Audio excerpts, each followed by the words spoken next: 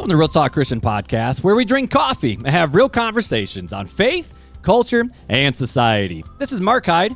And Chris Fuller. And on today's episode of Real Talk Christian, we have a special guest in studio with us today, ready to talk to us about foster care, fostering to adopt, and all the things that go along with it. And on top of that, there's a massive curveball to this story, too. Fuller, you ready to find out? Let's go.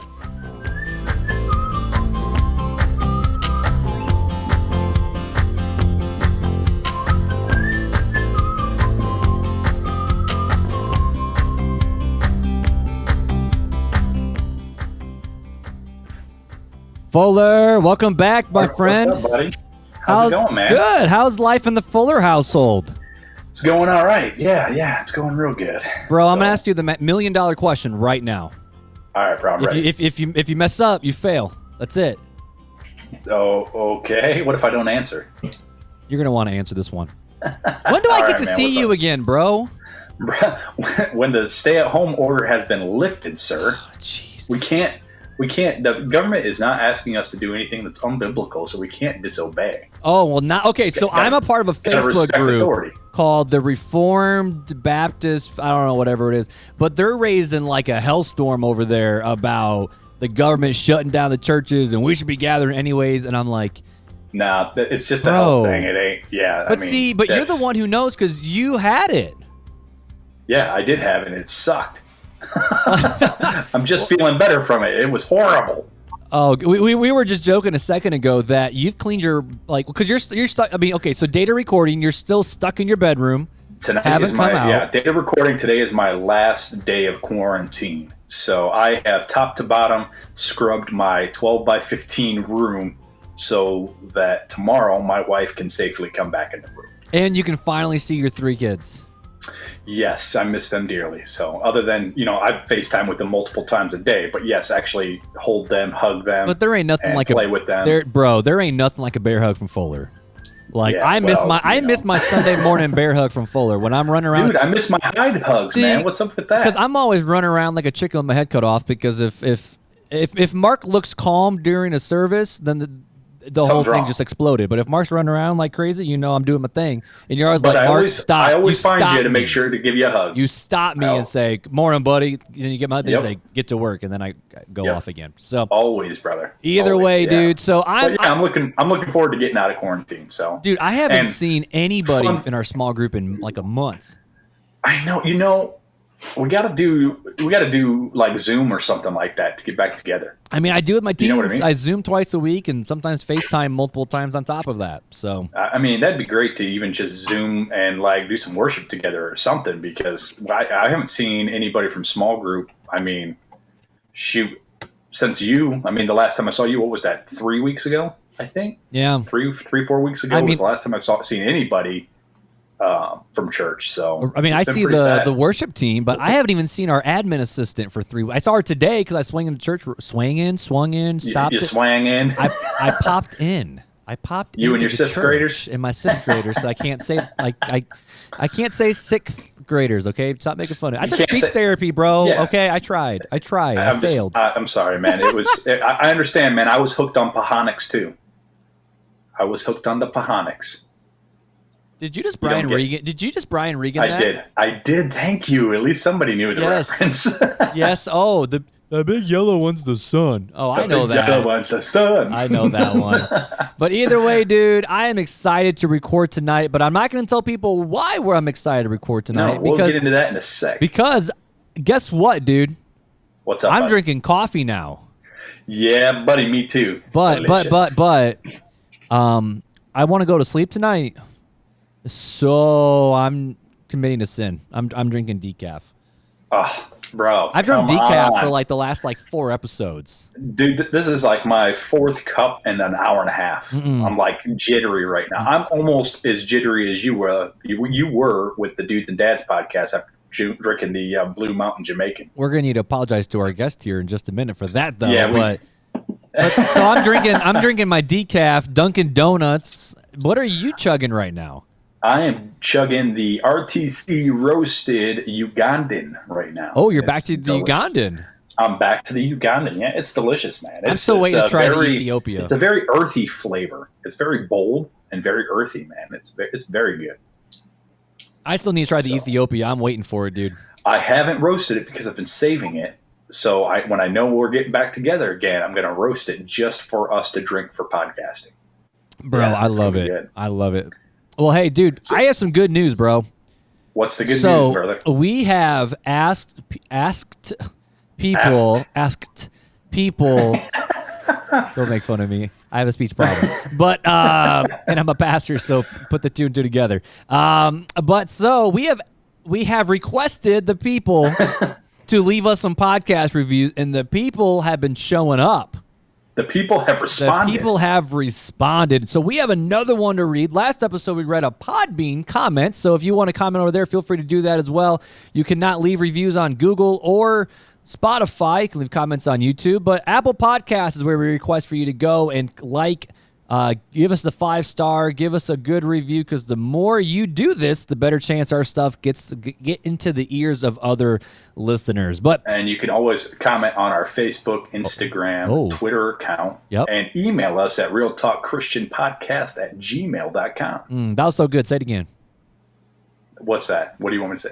You ruined the vibe, bro. You ruined the vibe. But either way, we have another review from Nathaniel with an I. That's literally what it says. Nathaniel. Which, fun fact, we know Nathaniel. He's starting his own podcast right now with a buddy of his. Right. He's been asking you questions about how he started. Oh, my goodness. It's so cool. It's about politics, so I doubt he'll ever have me on that one because you know me.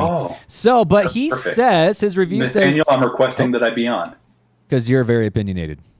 I am very. I like to point the ship and let the ship make up its mind. But here you go. So his title is Honest, Informative, and Real. I don't listen to podcasts much, but when I have time, I love listening to Marc and Fuller explaining the Christian life. In a world where there is a lot of confusion and fake news, this podcast stands firm on solid biblical foundation. So Nathaniel with an L, thanks for leaving us that review, bro. I appreciate it. Thanks, buddy.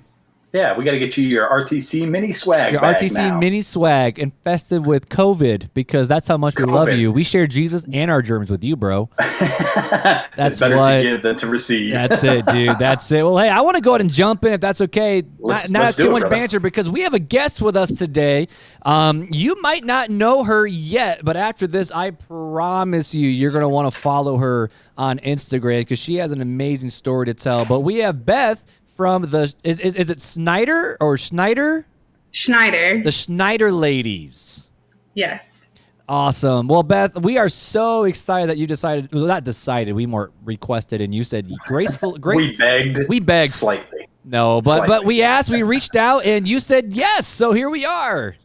I'm happy to be here. It's so cool. Well, hey, so a lot of people don't know your story yet. In fact, I was just introduced to your Instagram account about maybe 3 weeks ago, maybe a month ago, from another friend of ours who actually does the outro voice, Nicole Hobbled. She's also a foster mom, and she's like, okay, Mark, you think I'm nuts? Check this lady out. Like, she's your age, and she's got 5.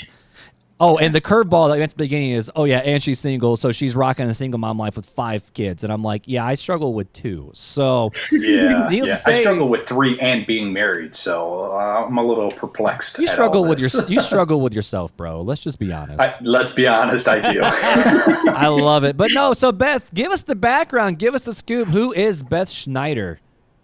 Oh, well, that's a loaded question, but well, like you said, I am a single mom. I am no longer fostering. I closed my home when my youngest was adopted a month ago. And so now I'm just living life without, somebody telling me where to put medicine and lock in every cabinet there is. So I am just, I don't know. I don't know. That's, like I said, a loaded question. But well, so how about this then? So how old are you? How many kids have you adopted? Where are you born and your background? How about those 4 questions? Okay. I'm 28. I have 5 kids. They're all girls. Their ages, Ava is 8, Sadie is 6, Nora is 3, Mia is 20 months, Lucy is 16 months. And you I'm forget, not well, gonna and lie, the I just dog. got anxiety. I just got anxiety from hearing those ages. Fuller, and she has a dog, bro. Oh yeah, Like, that was I a got- mistake, but whatever. A 3-year-old, a 2-year-old, and a 6-month-old, and I'm like, I'm ready to pull out my hair. And you go to a job Yeah. every day, dude. Yeah, it's like, yeah, I don't know. You're up there with Jesus status now. I mean, you're pretty just under, but that's pretty impressive. You just sainted Beth. Well, it's not a cakewalk, that's for sure, but they're fun. Goodness. So where are you from? Because you're not from South Bend, Indiana, like we are. No, but I am from Indiana. Wait, no. Yes, I What? am. Yes, I was Where born from? in Illinois, but I was raised in Indiana in Martinsville, No. north of Bloomington. Yeah, really small. Yes. Yeah. Oh, we know She's a Martinsville. Hoosier. You're a Hoosier. That's I am. what we already know we're gonna love you. Well, back up, Hoosier. bro. Aren't you like a Michiander? Like, aren't you? I'm a Michiander for real because I grew up part of my life in Indiana, part of it in Michigan. I've been like equal. I think I've had a little bit more time in Indiana now because I've been in the Indiana area. Yeah, for I over call 5 that. years. 'Cause So. I mean, I'm originally from Northwest Indiana and then moved to South Bend Junior High. But Beth, you're a Hoosier. I You're a am. Hoosier. I All am. right. And where are you currently at now? I'm in Knoxville, Tennessee. Dude, that's the other man. She's perfect. She's for all you single guys out there listening. I mean, if you can have 5 kids and a dog, I mean, she's a Hoosier. She was born and raised a Hoosier. Well, she was born in Illinois, but raised a Hoosier, and then now she lives in Tennessee. Like that's God's country right there. I'm just saying. No, that's where the tax sweet country. tea flows like milk and honey. Oh yeah. Yes, I love it. Oh my goodness. So what Anyways. brought you down to Knoxville? I went to Bible college down here, and my Bible college internship, I was an English major, and my English major education internship turned into me randomly teaching Latin at a Christian school down here for a few years. Latin. Okay. Yep. It was fun. I'd rather teach Latin than English now. But I ended up staying here, and then about a year after college, started the process of becoming a foster parent, and then got stuck here. No, I love it here, I though. love it. Now, and so I'll get into that when you felt called to be a foster parent. But are you still working right now? I am not. Okay. So we are blessed with the way some adoptions are handled. They give you adoption assistance depending on your child's circumstances of adoption. And all of my children, my oldest 2 were adopted together. My oldest has special needs, cerebral palsy. It's hemiplegic, so the right side of her body is affected. She can walk, but she also uses a wheelchair a lot. But the oldest 2 were sibling adoption, so the special needs and sibling adoption qualified. And there are qualifiers, and this is something that people always ask me, so I'm used to answering this. But and then other qualifiers, my other 3 were all individual adoptions, but they were all born exposed to drugs in utero, so that qualifies them with severe abuse in the state of Tennessee. Now, each state is very, very different. But with that, we're given adoption assistance, which is kind of like the stipend. So that right now just pays the bills. So we have a lot of therapies and a lot of appointments. And so right now I'm used to doing about 14 appointments a week. Wow. What? Yeah. 14 appointments? Yep, that's pretty typical. I mean, right now I'm loving this social distancing because I can cancel everything and we can just be home, and it's great. You're like, this is a vacation. It is. It really is. That's amazing. So yeah, we have lots and lots of therapies with their diagnosis, which 4 out of the 5 are diagnosed with NAS, which stands for neonatal abstinence syndrome, which means they were born with withdrawal symptoms of being exposed to drugs in utero. Now, can I ask, I mean, and feel free to say no to any of the questions because I don't know what type of privacy acts there are out there for this. But do they still struggle with some of that? Like how does that roll into today's world? So every situation is very different just because it depends on what type of drug, what time in the pregnancy they were using, what other prenatal care, what other factors. So every case is very different, but it's something that follows them for basically their whole life. My 3-year-old, who she's also a redhead, she was literally the perfect baby, did not have very many symptoms at all. And then she hit about 14 months old and kind of turned into a little terror. Oh, wow. And she has a lot of impulse control issues. And she's just very, very stubborn and very hyper focused on situations like bedtime. I had to put them to bed a little early tonight to make sure she was asleep before y'all called. So Wow. she gets out of bed like 18 times a night. Oh, goodness. So, but homegirl's a ginger too, so. Oh, yeah. It goes deep into her soul. I love it. She's a mess. But yeah, every kid has different symptoms. So my youngest, Lucy, has a lot of sensory avoidance things. So she is in OT to learn how to kind of cope with her sensory needs. So like we were playing outside tonight and I had to just hold her and swing her because she was overwhelmed with just the busyness of outside. So, Wow. Yeah. So, obviously you've got a lot of things that you're dealing with raising one, just having 5 children, 5 girls, Yes. and then you have this on top of it. How were you raised and what kind of prepared you to be, semi-ready based on your childhood for what you're going through right now? So my childhood, I was raised as a ministry child. My parents are both Christian school teachers. So I was raised in church and everything. And then I had some cousins who had special needs. And then when I was 15, those cousins, well, my aunt and uncle, the parents of them, wanted to adopt a little girl that had the same special needs as their biological children. It's a very rare disease. It's called arthrogryposis. And they asked me to go with them to Ecuador to help them out with their children as they went through the adoption process for their daughter, Cora. So I went with them to kind of help out. And so they walk, but they use a wheelchair a lot, and they have some limitations when it comes to physical activity and stuff.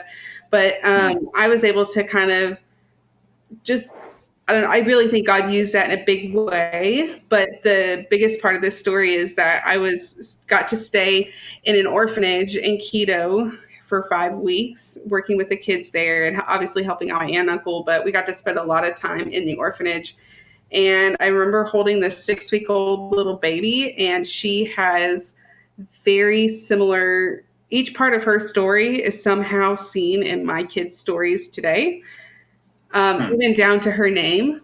I've changed all my children's name for safety or whatever reasons. And she had the same name as one of my daughters. And so I just remember sitting there, and I could even tell you it was 2 weeks after the Colts won the Super Bowl in 2007. And I remember looking at her, and it was like God confirmed it in my heart right in that moment that I would be working somehow in orphan care for the rest of my life. And so instead of going to an orphanage, you just opened up your home. Right. I mean, the funny thing is, when I was graduating college, I was really trying to move overseas, but God just kept closing all the doors. I have a minor in teaching English as a second language. And so I had a couple job offers, and I was just kind of in a pivotal point of my walk with God about like the denomination of church I was going to, and just kind of stepping out of the one I was raised in. And I just didn't feel confident or even have the ability to figure out how to do like deputation or even how that looked in a different world and denominations and stuff. So God just kept closing each door that I tried to walk through. And I was really frustrated about it because it was like, I know this is what I'm supposed to do. Why am I not allowed to do it? Like, why is God telling me no? So, yep. So to go off that, if you don't mind, I'm trying to remember Yeah. some of the posts that I've seen over the last few weeks. I feel like you mentioned somewhere that your heart was pricked during one of your pastor's sermons or something like that. The church I was going to at the time, a friend of mine, he is the executive director of a crisis pregnancy center here in Knoxville. And he was preaching at church for the Sanctity of Life Sunday. And he was, talking about, abortion and pro-life. And he was like, but being pro-life is not just being pro-birth. And he was just sharing stories about people that they've been able to help and they followed through. And I've been exposed to foster care for years. My grandparents adopted 4 kids out of foster care when I was 5 years old. They had 6 biological, and all of them were moved out of the house. And then they did foster care, and then ended up adopting 4 a sibling set of 4. And my mom's the oldest of the 10 of them. And both sets of my grandparents are pastors as well. So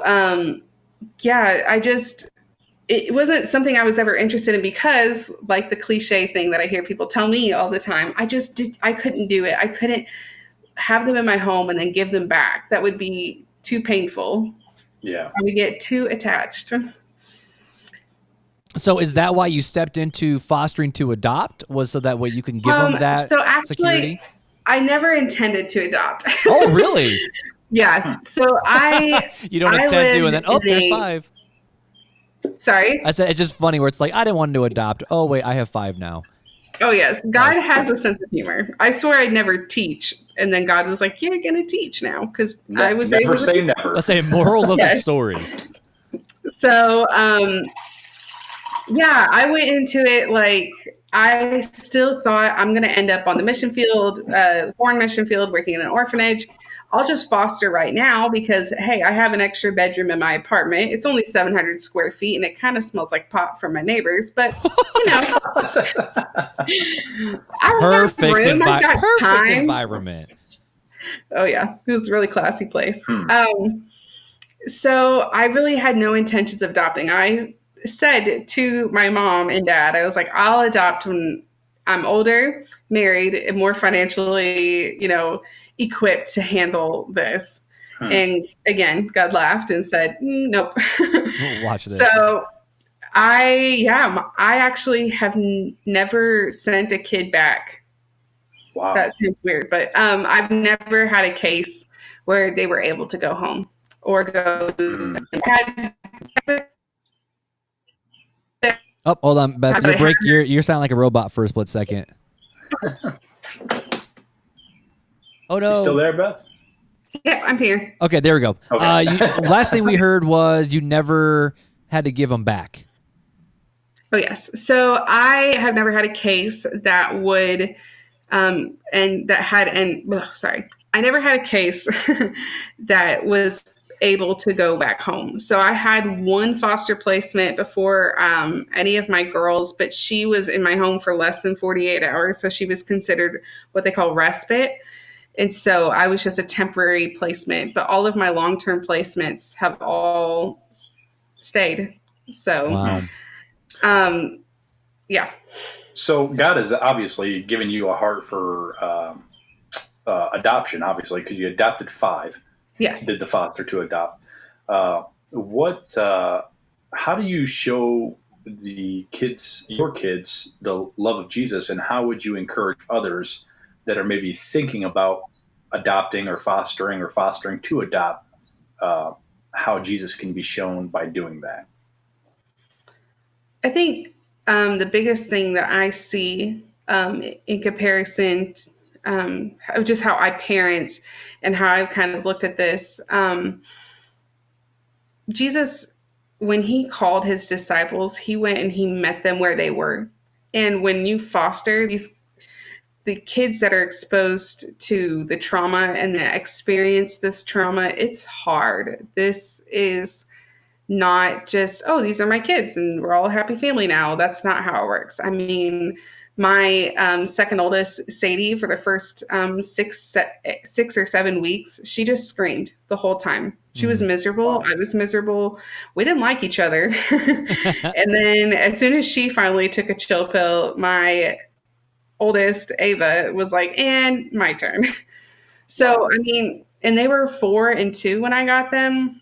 Mm-hmm. And when Jesus came in and he dealt with all, I mean, I just think about Peter. I relate a lot to Peter. I've got a big mouth. And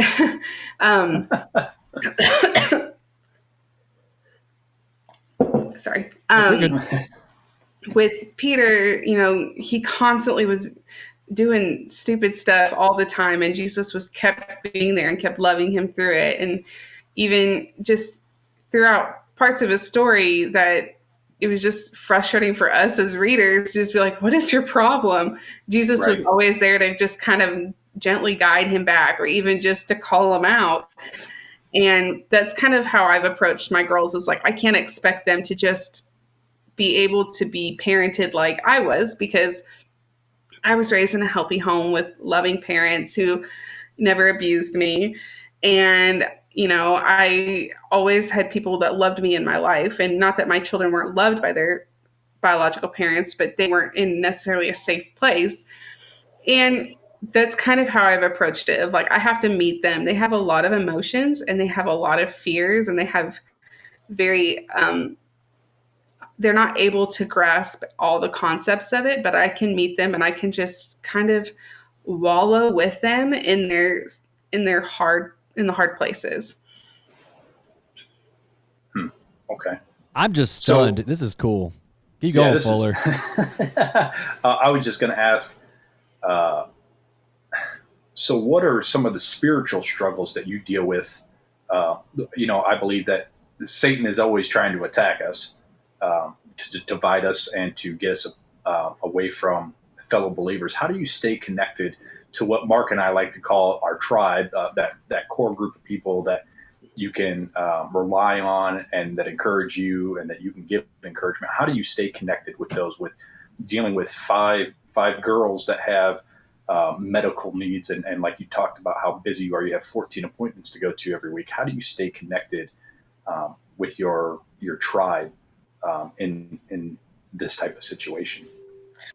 Yeah, so my tribe has, you know, obviously changed over time, and especially when that's like the biggest thing I struggle with, just throwing that out there, is like my community and my tribe changed drastically in that first year of fostering, because some people just, it's hard for them, and so they just kind of slowly back out, and then people step up, and it's really cool to see other people kind of step in and love on your kids, and just people like helping and loving on my kids was just God's way of saying, you're not in this alone, because that's probably the biggest struggle. The spiritual struggle is doing it alone is, you know, Satan really likes to attack on your insecurities. And just one of the things I've struggled with is just thinking that I'm a very unbalanced parent for them, and thinking like, you know, how our parents always seem to be opposite. You know, we always knew which parent to ask what question to. Yeah, right. And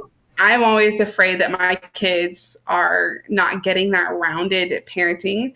And that's something that Satan really has preyed on me about, because of that fear. And my parents are very opposite people. So that's something I just kind of, I've always thought about. Mm-hmm. But having people in my life to encourage me and just speak life into me has been the best thing. And just to remind me that I am doing God's work, and that Satan is the enemy, and that he's trying to turn things against me. I did the fervent Bible study right as I was doing my classes for foster care. And that prepared me so much to kind of, I mean, I still fell a lot throughout this journey, but to kind of be able to take a step back and be like, it's not my kids, it's the enemy using this situation to use the blame to be shifted on them. Right. That's cool. And I just want to say this for listeners right now. We'll make sure that Fervent Bible Study, Fervent by Priscilla Shire, is that correct? Yes. All right. So we'll make sure that's in the show notes. Yeah. So that way people are ready to go. But Yeah. no, keep going unless I cut you off. No, I just, with the people speaking life into me, I actually met a girl. We're literally 6 months apart. She was single. We met in fostering classes together. Now, her journey took a different turn, and she's not fostering anymore, and she never adopted, but she is a huge part of my life, and she's able to kind of speak life into me. I remember I was really, really struggling. About 9 months in, and we went on to a beach vacation together and with my two oldest, and she was able to be like, hey Beth, you need to take a step back, you're being a little crazy. She called me out like I needed to be, and she just is like, you're freaking out about all the little things, and those aren't the things that they need. They need to see that you love them, even if they do spill this and do that. I'm a perfectionist, and that's been a huge struggle for me with 5 kids.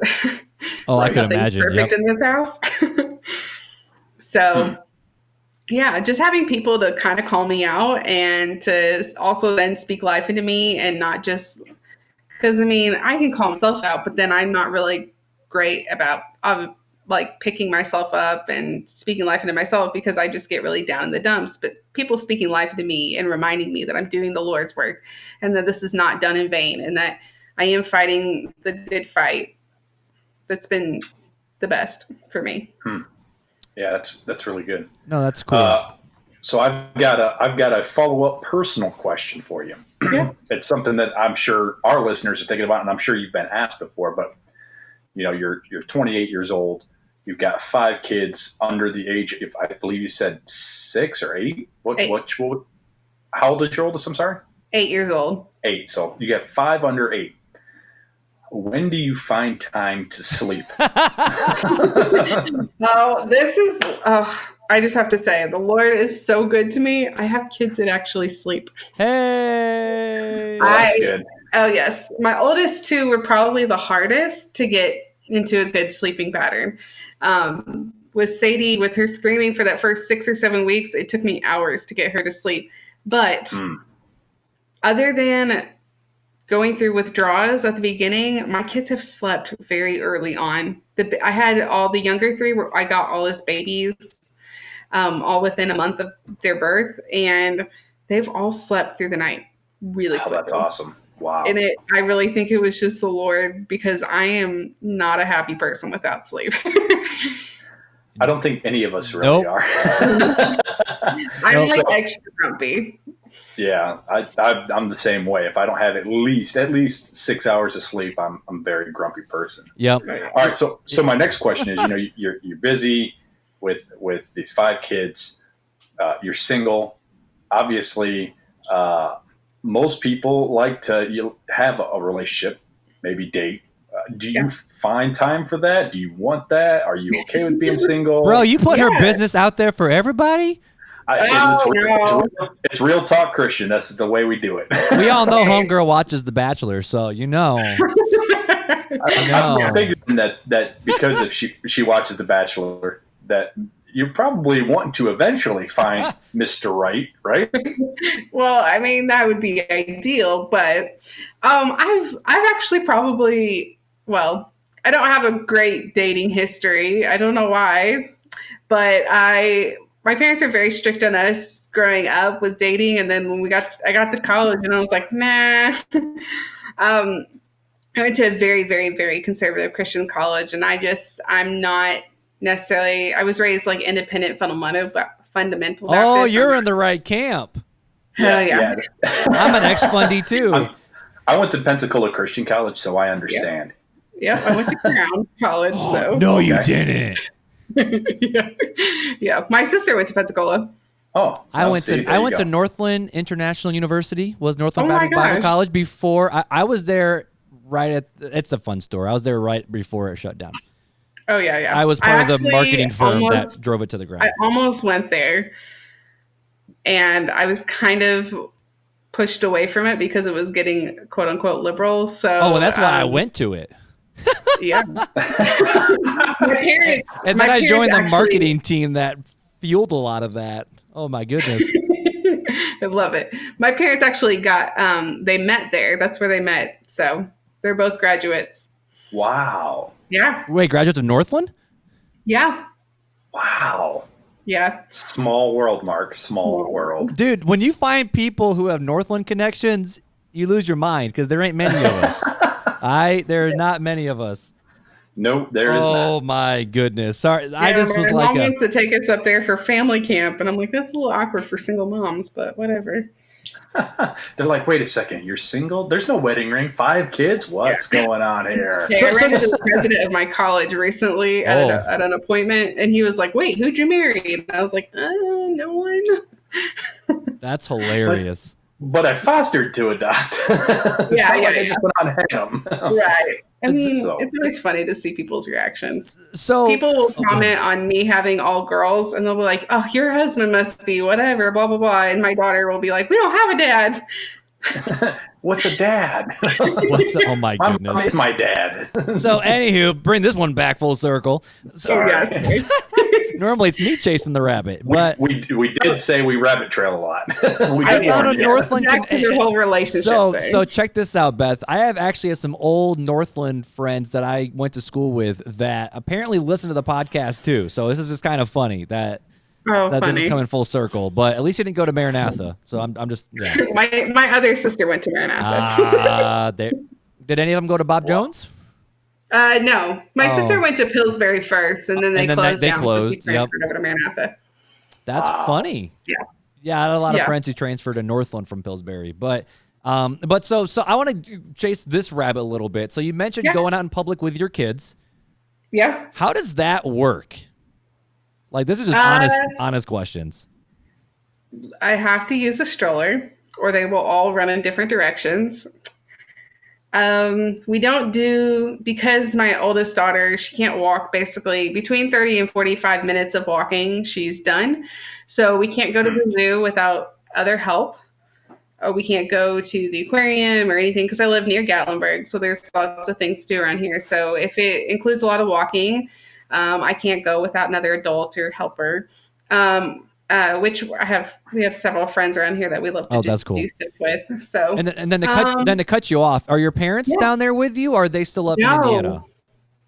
So my parents, after my senior year of high school, my parents moved to Kentucky for a new ministry down there. And then I started a year before I went to college. And then I was like, yeah, it's not really home for me. And we don't have any family in the area that I grew up in. So I never really felt like anywhere was home. And then once I got a job here and started living here, I love it here in Knoxville. So Knoxville's home for me. But my parents live, they're in Illinois, but near St. Louis.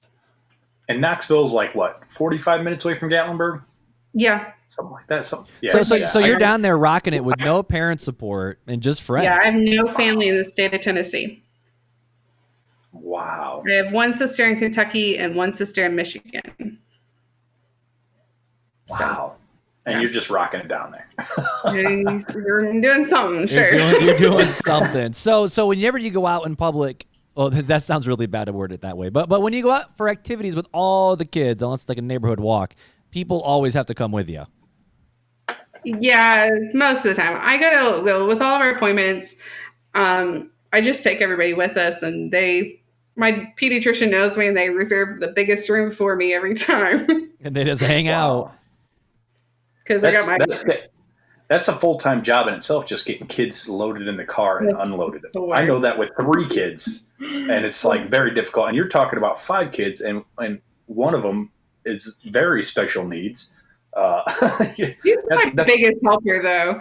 She's so very sweet. capable. She just has a few limitations, but she's very capable. She's my biggest helper. This morning, I tried to stay in bed as long as possible. She got all the babies out of their cribs and got them their cups of milk and had the movie on. And I was like, just watch a movie and leave me alone. She loves it. That's so awesome. cool. So when you go to church, then do you? Or I should say, I saw again. I did my homework, but I saw that your guys' church is doing live stream as well, so you guys were able to do that. But do you take your kids to church every Sunday? If nobody's sick. Which we've had some struggles with sickness in the past year. I've had 3 kids hospitalized for different things, so It's been a struggle, but yeah, we go to church and I walk in and people steal my kids and I'm like, all right, bye. Isn't that? But that's the way the church is supposed to be, Oh though, yeah. right? Oh yeah. Like, I love it. I mean, obviously being a staffer is a little different, but like people would come up to me like, "Where's Elliot?" I'd be like, "I don't know. Where's all the teenage girls? Because that's probably where." Right. No, or where's that's Evie? exactly how it is. Which one of my awesome. daughters is mixed, and my church, we have a lot of people who have adopted through foster care or from Haiti.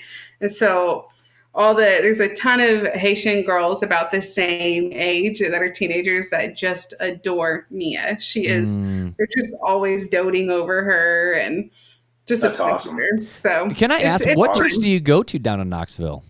Sorry, say that again. What church do you go to down there? It's called Whitestone Church. We're a fairly, I mean, I don't know what church. Oh, are you size guys a church plant? Yeah, kind of. I guess we don't have a building or anything. We meet in a local boys and girls club. But I started going there about within 3 years ago this weekend. So, Hey, that's about the same amount of time I've been going to our church, Mark. About 3 years. It has not been 3 years yet. It's been 3 years now. It was Wow. 3 years. I think it's this week or next week. It's 3 years. That's insane, dude. Like, that's It is. crazy to think about. But no, it's just, I was mainly curious from this angle where, like you hear of a lot of these, at least here in Michiana, we have some massive mega churches. And if you have a kid with special needs or single mom with a bunch of kids, these churches are prepared and equipped to come alongside you, your family, and your kid. So I was just curious if that was kind of what you experienced, or if you were in more of a smaller church that was more homey feel and everyone's just a big family. Yeah, I'm definitely in a smaller church where it's definitely more homey. I tried a couple not mega churches, but bigger churches here in Knoxville. You're in the Bible Belt. They're probably mega for up here. Oh yeah, they're just everywhere. So I've tried a couple of those, but I don't know. Whitestone just really clicked with me. The people there are just very real and open and very brutally honest with their own lives and their own walk with the Lord. And it just really spoke to me because kind of where my background coming from, the kind of, I want to be careful of how I say this, but putting a face, your best face forward. Oh, we talk about this all the time on this show. We talk about it all the time.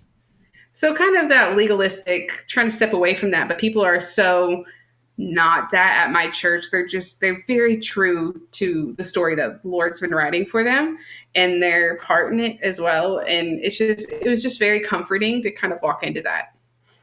That's super cool. It's a Ragamuffin church. That's what it is. Oh yes.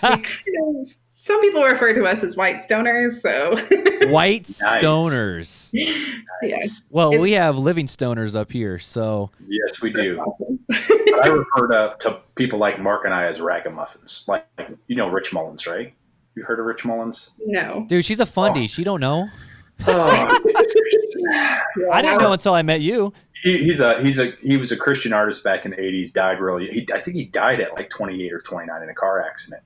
Oh wow. But very young. But he always referred to himself as a ragamuffin, which is a person who has a lot of mistakes and owns up to the mistakes and doesn't try to put that legalistic fake face on, but is who he is, but has a passionate heart to live for God. It's called a ragamuffin. That's awesome. I love that. The Ragamuffin Gospel was the book that was written about him, I believe, and the movie. Yep. I've heard of that. Yep. That's Rich Mullins. Well, hey, so I don't want to keep your time too much there because I know you got to. We got to give you some you time. Mama needs some time to take care of herself. We know that. But so there's a couple more questions, and we'll land the plane. But we talked a lot about and I know you share this a lot in your Instagram. Like your Instagram is about as raw as they can get, where you talk about I'm stressed, I'm tired, I don't know how to do this. We've been sitting in a car, and then this and this and this and this and this. Is that? I should ask this. Why do you share your story on Instagram? Like, is it something where it's more to keep yourself sane, to let other people hear it? I'm just curious because obviously me and Fuller are not influencers at all. Yeah. So I guess the biggest part of me sharing my story and kind of I'm working on a blog. I haven't been able to publish it yet, but just kind of people kind of make me out to be a Wonder Woman per se, and people always tell me, "Oh, you're just a super mom. You're this and that." I'm like, "No, I'm a regular mom just like you. I have struggles just like you. We all kind of suck at parenting on some level."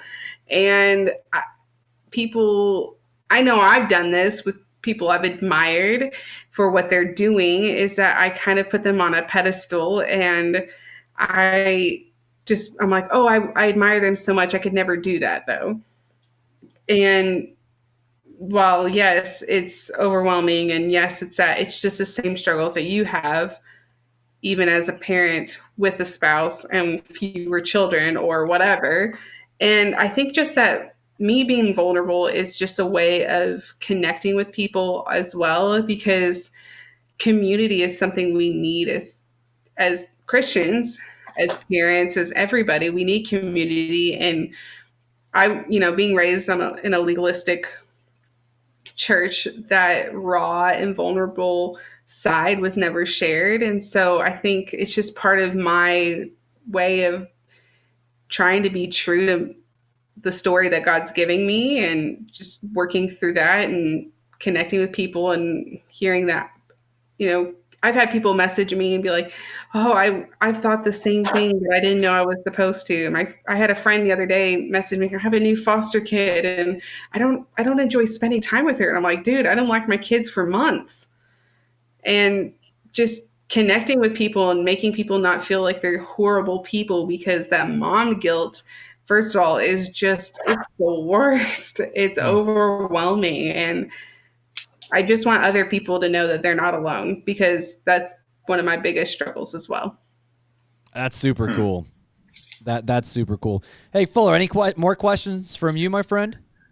The only other question I have is, if people are thinking about fostering to adopt, how would they go about it, and what kind of mindset do you have to have going into it? Yeah, so fostering to adopt is kind of I don't know what the word would be, but it's kind of not a real term though. When you go into foster care, you go into fostering, the main goal is reunification. So I think the biggest mindset that needs to happen is to have the focus on embracing the biological parents. So I worked with all the biological parents that were open to it.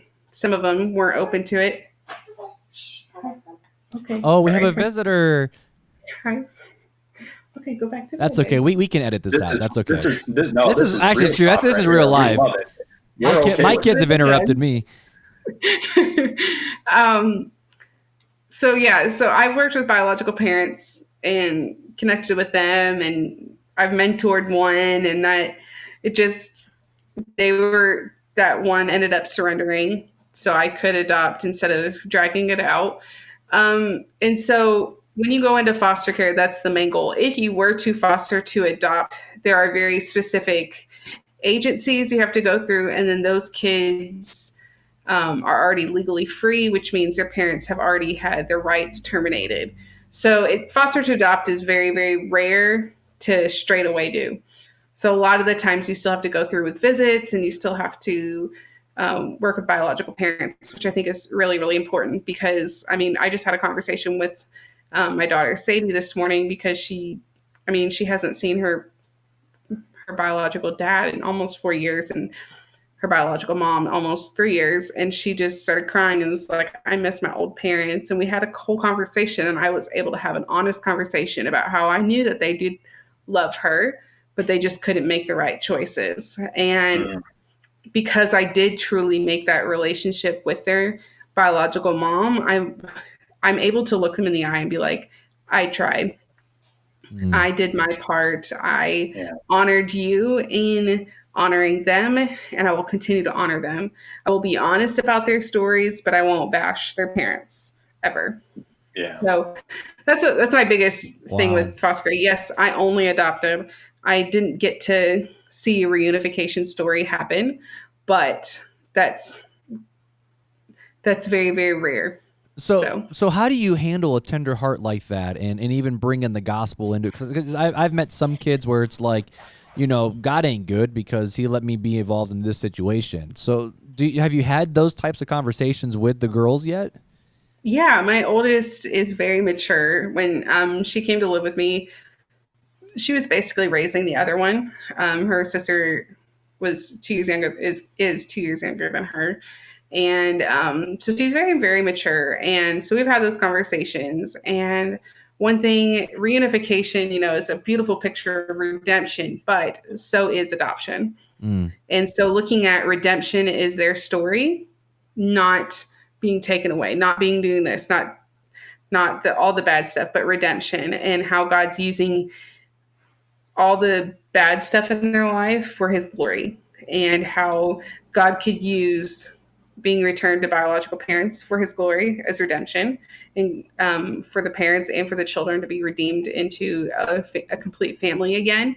But God can also use adoption, because just as we are adopted into his family, to see that God used God's love is greater than all the bad parts of our story. That's it right there, man. Definitely. Yeah. I couldn't have said it any better. I'm like, how do you end a podcast any better than that? But Fuller, any more questions for Beth from you? No, I other than, how would people get in contact with you if they had any further questions? Are you open to people asking you further questions? Yeah, so I am very open on Instagram. My Instagram handle is Schneider Ladies, and it's spelled SCHNEIDER, and then ladies. And then also Schneider Ladies at Gmail. I love to talk with people, and I'm very obviously open with my story and sharing details, and while also trying to respect my children's stories. And just I love to talk to people. I love people. I'm an Enneagram too, so awesome. Well, Mark, you got anything else for Beth? No, I'm just sitting here. Wow. I just want to say that it's very refreshing to see the love of Jesus displayed in this manner. And I know it's hard, and I'm not trying to put you up on a pedestal, Beth, but we're going to. We are called to, as Christians, as disciples, as followers of the way, to love on the sick, love on the poor, love on the orphans, love on the widows. And you're doing that. You're living Christ's commandments out. And not only that, but you're willing to talk with people that may be thinking along the same line of doing something like that or struggling with the same things. And you're having those open, honest dialogues. And it's very refreshing for me to see that people in the church, the followers of the way, are still going about Jesus' work. It's very awesome and awing to me to continue to hear these types of stories. So thank you very much for being on. Thank you. Thank you. And this is, it's bringing it,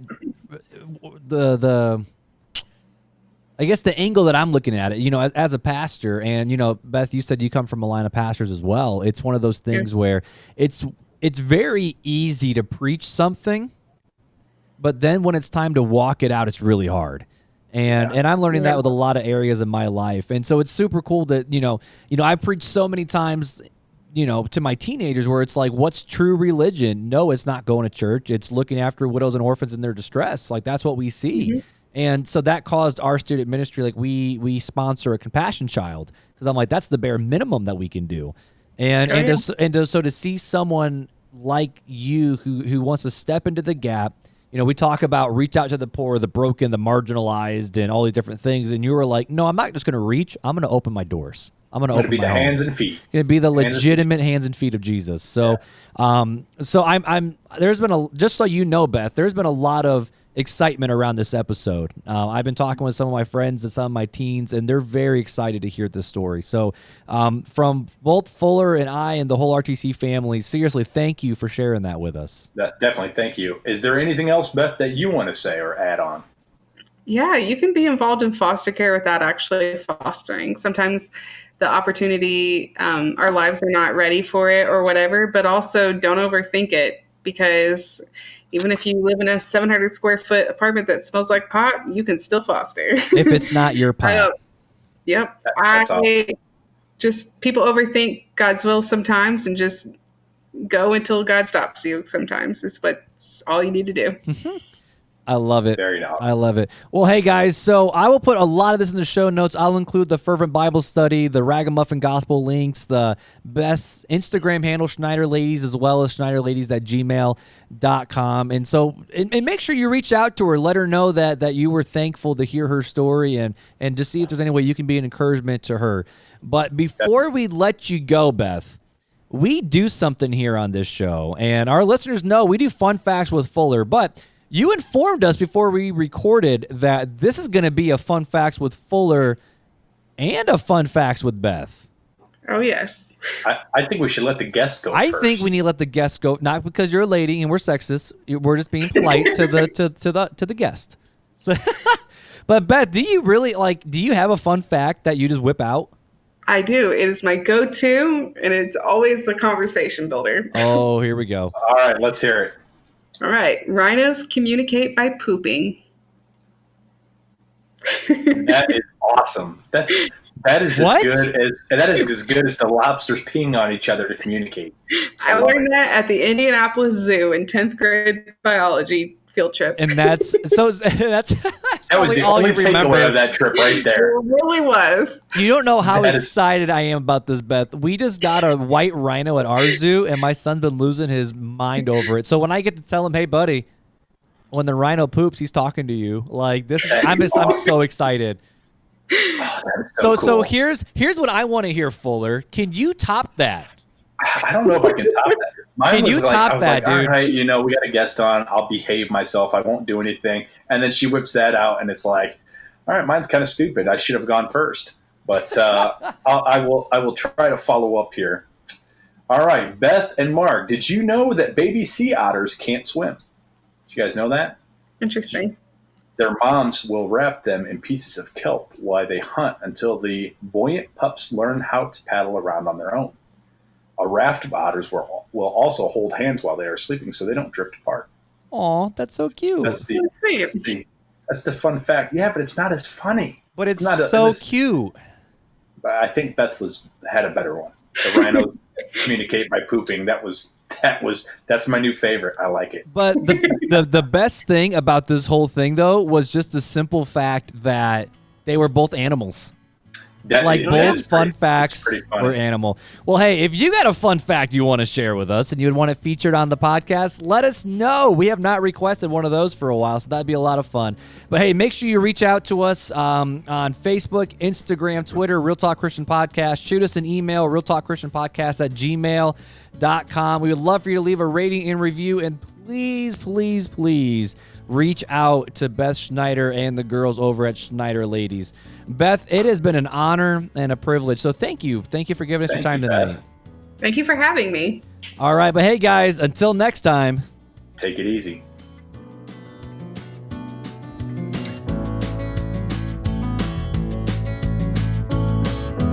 Thank you for listening to Real Talk Christian. To help get our podcast into the ears of other people who need to hear these conversations, we would love for you to leave us a review on Apple Podcasts or Google Podcasts.